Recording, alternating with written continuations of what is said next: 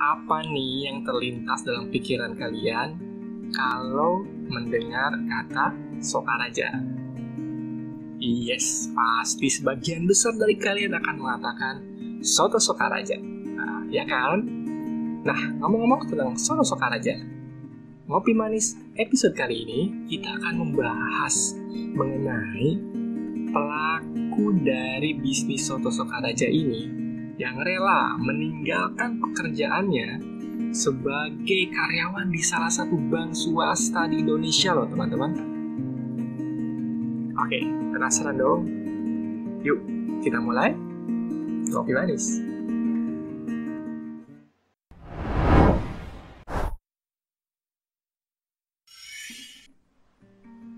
Assalamualaikum warahmatullahi wabarakatuh. Bertemu lagi teman-teman di channel Mr. Andi. Kali ini di segmen Ngopi Manis episode kedua. Oke teman-teman, kalau bicara mengenai Purwokerto, Banyumas gitu kan, maka itu seperti membawa pikiran saya kembali ke masa beberapa tahun yang lalu di mana saya kuliah di Universitas Jenderal Sudirman. Ketika itu saya menghadapi suatu keadaan, lebih tepatnya perubahan dari suatu adat istiadat ya, dari tempat saya tinggal dulu.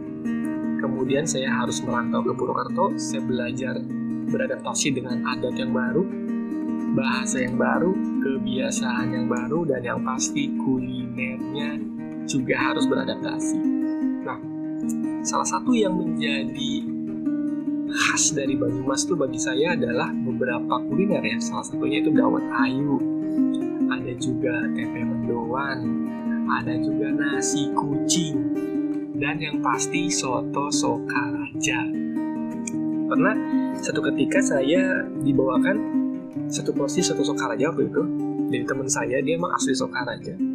Ketika saya kuliah, dia bawakan, dan dari semenjak saat itu saya menjadi salah satu yang menyenangi kuliner ini.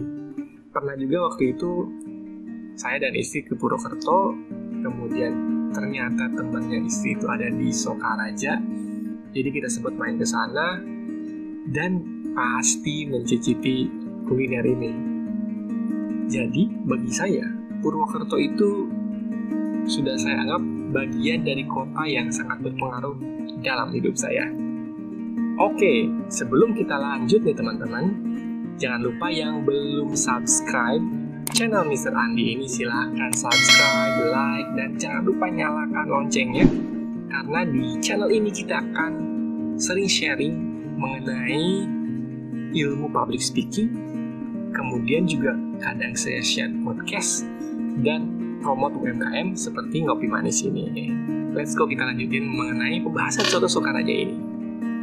Nah, bagi kalian yang ada di daerah Tangerang Selatan, Ciputat, dan sekitarnya, sekarang tidak perlu lagi jauh-jauh harus pergi ke Sokaraja. Tidak perlu, karena di daerah Pamulang, Tangerang Selatan sudah ada satu soto Sokaraja yang top markotop.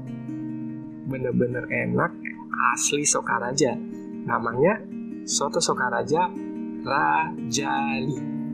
Nah, bagi kalian yang dari arah Pamulang, tepatnya dari Universitas Pamulang, kalian bisa lurus terus menuju arah Ciputat. Nanti sebelum Danau Pamulang, kalian akan melihat sebelah kiri Soto Sokaraja Rajali berwarna hijau. Kelihatan kok lumayan gede lah ya.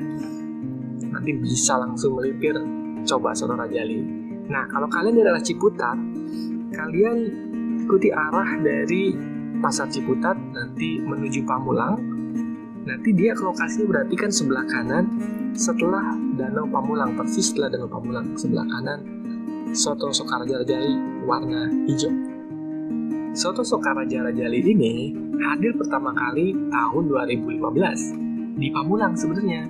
Namun pada tahun 2016 Mas Dani sebagai pendiri dari Soto Sokaraja Rajali ini memindahkan ke depan Samsat Cinere. Kalau kalian sering lewat Samsat Cinere pasti tahu dia ada di sebelah kanan kalau dari arah Cinere ya. Nah, pada tahun 2020 Mas Dani membuka cabang di Pamulang kembali, tepatnya di Jalan Pajajaran nomor 32, Kelurahan Bambu Apus, Kecamatan Pamulang, Kota Tangerang Selatan. Ketika saya tanya pada Mas Dani, Mas, apa sih yang membuat Mas Dani ingin terjun ke bisnis Soto Sokaraja ini gitu? Beliau bilang bahwa di Jabodetabek, usaha Soto Sokaraja ini masih mempunyai prospek yang bagus dan menjanjikan. Karena masih agak jarang ya Soto Sokaraja ini hadir dibandingkan dengan Soto Lamongan contohnya. Kemudian yang menarik dan yang membedakan Soto Sokaraja ini dengan Soto Sokaraja yang lain adalah bahwa Soto Sokaraja ini benar-benar asli dari Sokaraja. Makanya namanya Soto Sokaraja Rajali, yang artinya Sokaraja asli. Kenapa Mas Dani berani mengatakan itu? Karena ini merupakan resep dari leluhurnya turun-temurun. Jadi sejak 1984 orang tua Mas Dani sudah membuka usaha Soto Sokaraja ini di kampung halamannya di Sokaraja dari 1984. Nah, dari resep keluarga ini Mas Dani mencoba untuk membukanya atau mencoba berbisnis di Jabodetabek ini. Oh ya teman-teman, Soto Sokaraja Rajali ini sudah bisa kalian pesan di GrabFood maupun GoFood. Sudah ada, menunya juga lengkap ya.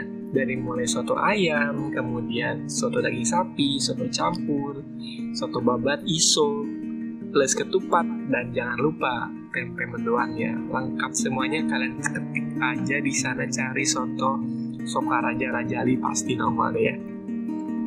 Nah, karena Ngopi Manis ini adalah segmen yang khusus saya buat untuk ngomongin bisnis UMKM, maka tidak afdol rasanya kalau saya tidak tanya ke beliau mengapa, gitu kan?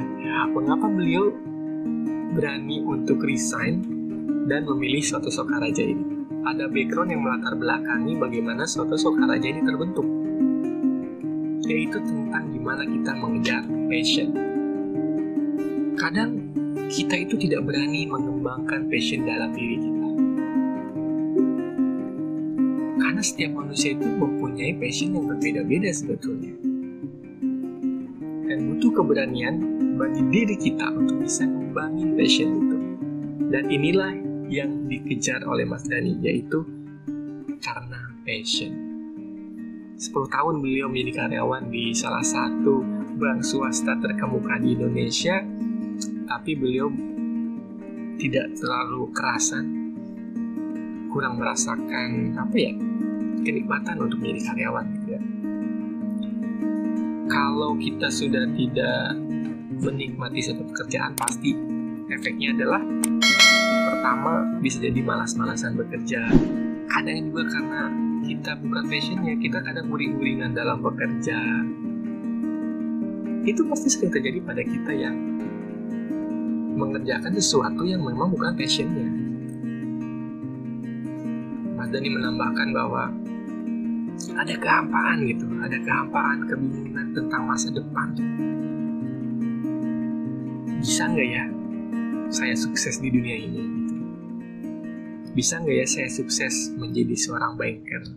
Terus masa depan saya akan gimana setelah jadi karyawan bank? Apakah ini bisa establish ke depannya? Nah, itu banyak pertanyaan yang muncul dalam diri Mas Dani.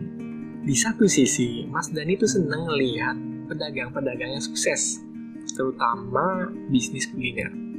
Nah, contohnya gini lah, kalau kita bekerja di satu kantor, kemudian kita keluar makan siang bersama teman-teman, pasti banyak nemuin pedagang-pedagang kuliner kan di pinggir jalan, apalagi jam makan siang rame gitu. Seneng kan ngelihat begitu ramainya warung gitu. Wah, ini warung keren banget nih gitu, rame terus. Nah, inilah yang dirasakan oleh Mas Dani. Seneng melihat bisnis, terutama bisnis kuliner, yang bisa kita petik hikmah dari apa yang dilakukan oleh Mas Dani, yaitu bahwa kita harus berani melangkah, kita harus berani mengambil keputusan untuk menentukan yang terbaik dalam kehidupan kita. ketika kita bisa mengeksplor apa yang menjadi passion kita, apa yang menjadi bakat kita, tidak mungkin kita bermimpi untuk sukses kalau kita tidak berani melangkah sesuai dengan passion kita. Temukan passion dalam diri kita, explore kemampuan diri kita, temukan apa yang menjadi terbaik dalam diri kita. Karena kalian tahu, setiap kita, setiap individu, kalian, saya, mempunyai suatu hal yang unik dalam diri. Sesuatu yang spesial. Nah, yang tidak dimiliki oleh orang lain. Jadikanlah itu kekuatan untuk menuju kesuksesan kita. Kita berhak untuk bahagia, teman-teman. Dengan apapun pekerjaan kita. Yang penting, pegang teguh integritas dan kejujuran sebagai landasan. Sebagai penutup, saya ingin membacakan satu hadis dari hadis riwayat Ahmad, yang artinya, sebaik-baik pekerjaan adalah pekerjaan seorang laki-laki dengan tangannya, dan setiap jual beli yang mabrur. Oke teman-teman semua, mungkin itu sharing saya hari ini. Dan bagi kalian yang kepo dengan Soto Sokaraja Rajali, silakan saja segera meluncur. Alamatnya akan saya tulis di kolom deskripsi nanti ya, di video ini. Kemudian yang kepo dengan sosial medianya, silakan follow di sini.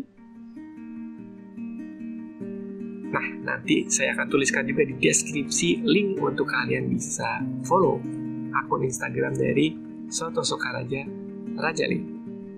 Oke teman-teman, jangan lupa, saya ingatkan sekali lagi, sub, like, share, supaya membantu informasi UMKM yang masyarakat ini bisa tersebar lebih luas, sehingga bisa mendatangkan rezeki bagi para pelaku UMKM yang dipromot di channel ini.